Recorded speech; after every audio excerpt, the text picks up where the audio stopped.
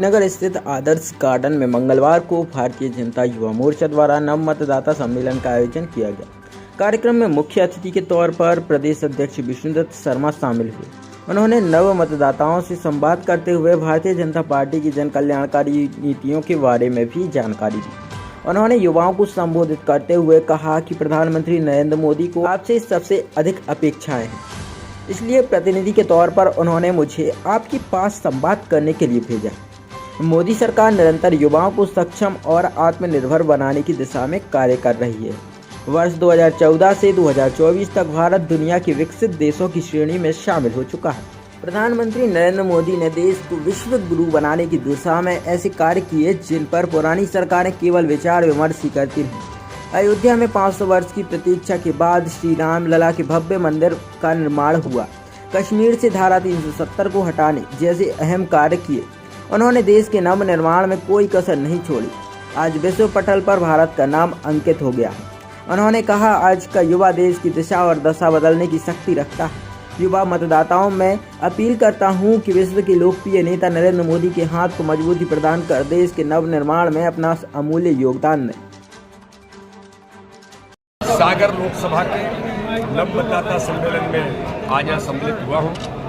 माननीय प्रधानमंत्री नरेंद्र मोदी जी की इच्छा के अनुरूप कि आगामी 2047 का भारत और आज 18-19 साल के नए नौजवान जो इस भारत का नेतृत्व करेंगे, ये भविष्य के निर्माता हैं। इन नौजवान साथियों को आज मोदी जी पुनः प्रधानमंत्री बने और इसको लेकर के नए भारत का निर्माण नई तकनीक के साथ दुनिया के अंदर आत्मनिर्भर भारत बनने का काम जो माननीय प्रधानमंत्री मोदी जी ने किया है, ये नौजवान पीढ़ी आज प्रधानमंत्री नरेंद्र मोदी जी को पुनः प्रधानमंत्री बनाने का एक ब्रांड एम्बेसडर बन करके भारत के अंदर अपनी भूमिका निभा रही है। सागर के अंदर ही अपनी भूमिका निभा रही है। मेरी बहन लता वानखेड़े जो हमारी लोकसभा की लोकप्रिय प्रत्याशी हैं, जो पंच से लेकर के पता नहीं कितनी जिम्मेदारियों पर रही, आज देश के सर्वोच्च सदन की प्रत्याशी के तौर पर भारतीय जनता पार्टी ने उतारा है। इस बार हम सागर लोकसभा में हर बूथ पर 370 प्लस वोटों के साथ हम इतिहास बनाने का काम करेंगे।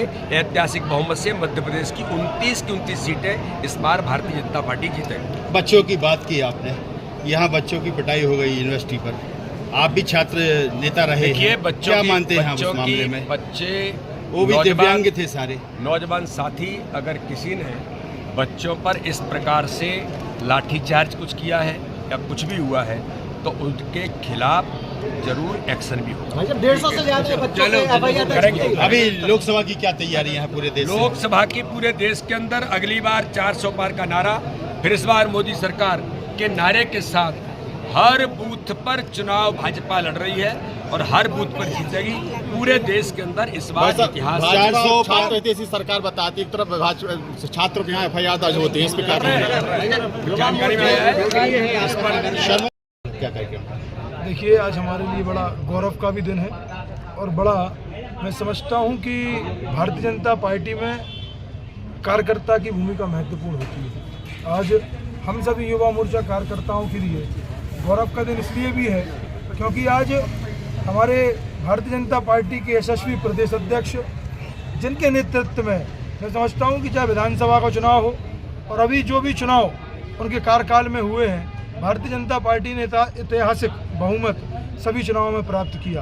तो हम लोगों के लिए सौभाग्य का विषय आज ये था कि माननीय प्रदेश अध्यक्ष विष्णुदत्त शर्मा जी हमारे युवा मोर्चा के सागर विधानसभा के नव मतदाता सम्मेलन में आज सम्मिलित हुए और निश्चित रूप से आज युवा मोर्चा के प्रत्येक पदाधिकारी ने, हम लोगों ने इस चीज़ का प्रण लिया था कि हर कार्यक्रम में युवा मोर्चा के कार्यकर्ता आते हैं, लेकिन इस चीज़ को बोलने में कि आज हमारे 95% नव मतदाता कार्यक्रम में सम्मिलित हुए हैं और हजारों की संख्या में नव मतदाताओं ने भारतीय जनता पार्टी की सदस्यता भी ली है और भारतीय जनता पार्टी को प्रचंड बहुमत से जिताने का संकल्प भी आज प्रदेश अध्यक्ष जी के नेतृत्व में वो लेके गए हैं।